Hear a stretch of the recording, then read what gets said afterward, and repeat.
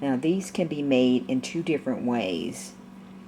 First, they both start off the same. You're going to make a ring. You're going to need a ring to go into, and you're going to start off with the chain 3.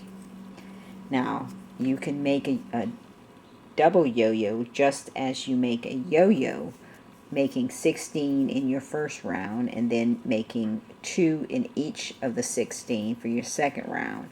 Or you can make 12 for your first round, and so you were making a hat, and then make 2 in each of those, which would give you 24. It would be a smaller double yo-yo.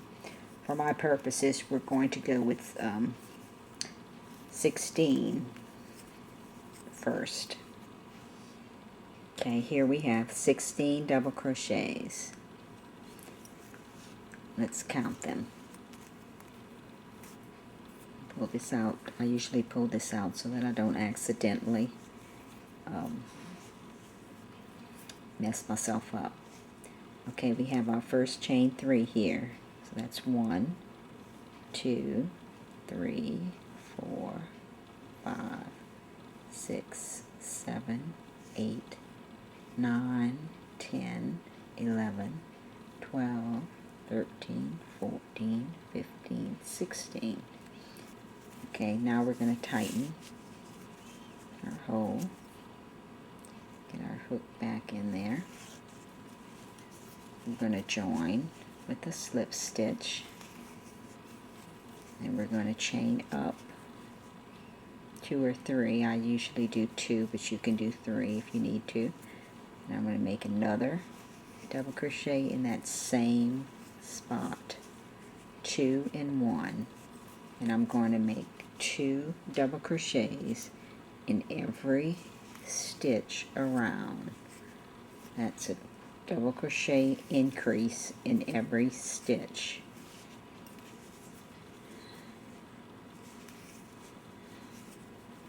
All the way around.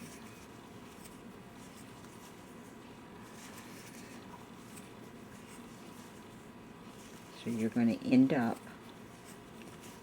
with 16 and then 32 on your next round. I've gone all the way around and I'm on my last double crochet. I'm going to make 2 double crochets in that one. And then I'm going to join with the slip stitch in my beginning top chain of my first chain 3.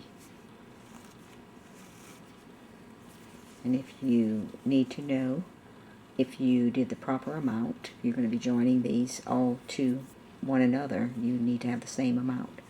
So we're going to count 1, 2, 3, 4, 5, 6, 7, 8, 9, 10, 11, 12, 13, 14, 15, 16, 17, 18, 19, 20, 21, 22, 23, 24, 25, 26, 27, 28, 29, 30, 31, 32.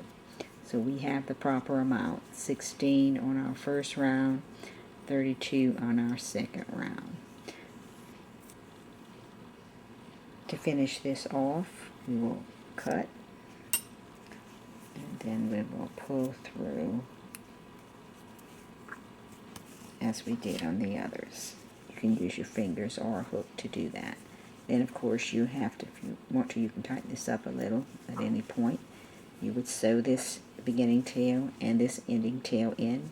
You can finish this off with an invisible join if you want, or you can use the pull through method as I showed you. I'm going to demonstrate the invisible finish off since I mentioned it.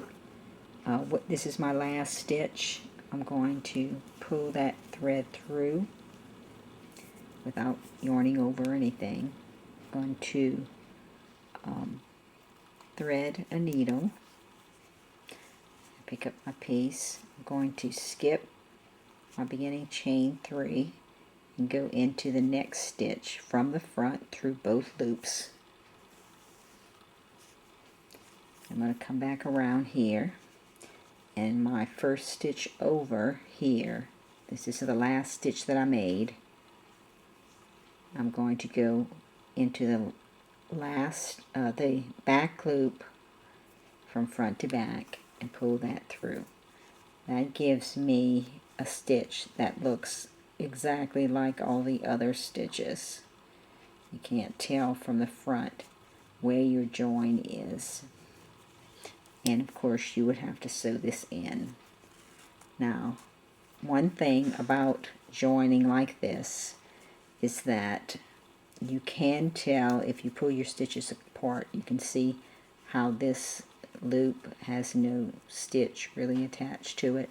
So when you go to work this, you have to make sure not to skip that stitch.